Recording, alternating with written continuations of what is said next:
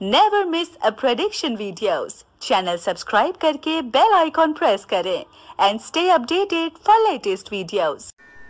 या देवी सर्वभूतेषु महागौर्यरूपेण संस्थिता नमस्तस्यै नमस्तस्यै नमस्तस्यै नमो नमः। श्री महालक्ष्मी नमस्तुभ्यं नमस्तुभ्यं सुरेश्वरी हरिप्रिये नमस्तुभ्यं नमस्तुभ्यं दयानिधि। आज नवरात्रों की यात्रा का 8वां दिन है, यानी 8वें नवरात्रे में मां महागौरी की पूजा आज हो रही है। उत्तर भारत में आज अष्टमी के दिन, आज अष्टमी है, इसलिए मां गौरी के इस दिन को अष्टमी भी कहा जाता है। महागौरी, महागौरी का मतलब, महा का मतलब बहुत ज्यादा, गौरी का मतलब गौर रंग, जो बहुत ही सुंदर और गौर वर्ण की है, उसको महागौरी कहा जाता है। उत्तर भारत में आज के दिन ज्यादातर लोग अष्टमी की पूजा करते हैं और उसमें 9 कन्याओं को और 1 लैंकड़े को बुलाकर भोजन करवा के और नवमी का हवन करते हैं। और नवमी के हवन के दिन जिन्होंने रामायण का अखंड पाठ रखा होता है, वो अखंड पाठ का भोग डालते हैं और उस दिन जो है संपूर्ण रामायण का आखिरी अध्याय पढ़ा जाता है और भगवान राम की आरती की जाती है। इसलिए आज जिन्होंने कन्याओं का पूजन और कन्याओं को भोजन कराया है, उनको आज के 8वें नवरात्रे का बहुत बहुत आशीर्वाद और बहुत बहुत मुबारक। महागौरी, जब हम महापार्वती के इस रूप की बात करते हैं तो इसमें 2 कथाएं बहुत ही महत्वपूर्ण हैं। एक कि दक्ष के घर में जन्म लेने के बाद महागौरी ने कठोर तपस्या की और तपस्या में उनका वर्ण जो है वो काला पड़ गया। और इस तपस्या के बाद जब उनका वर्ण काला पड़ गया और भोलेनाथ उनके ऊपर प्रसन्न हुए और विवाह के लिए हामी भरी, तो कहते हैं कि महादेव ने जब देवी का ये रूप देखा तो अचंभित हो गए।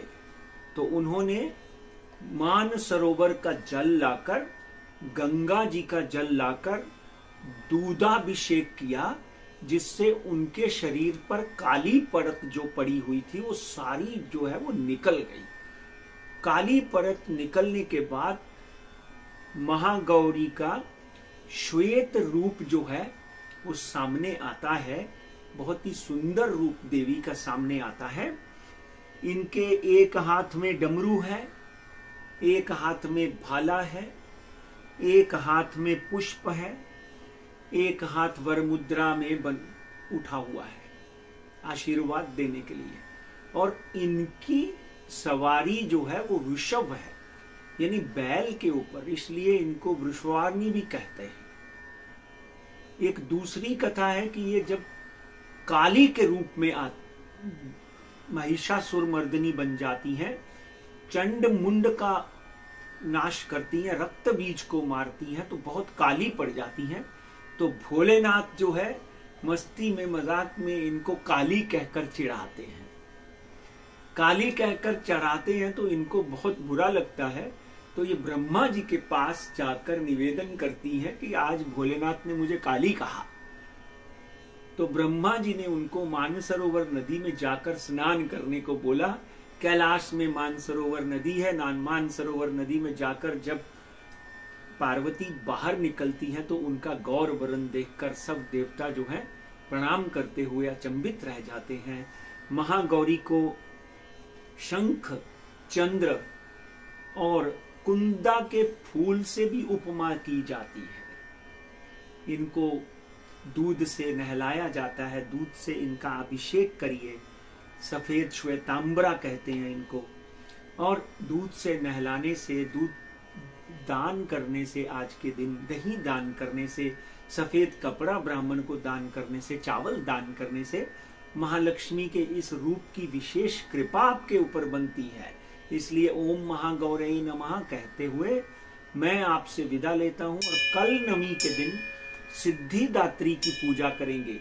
जो भक्त 7 चक्रों को जागृत कर चुके हैं उनसे अनुरोध है कि क्रोन चक्र के 1 फीट ऊपर एक और चक्र होता है, उसको जागृत करने के लिए, या आपके क्रोन चक्र को जागृत करने के बाद किसी विशेष स्पेशलिस्ट की सलाह जरूर लें।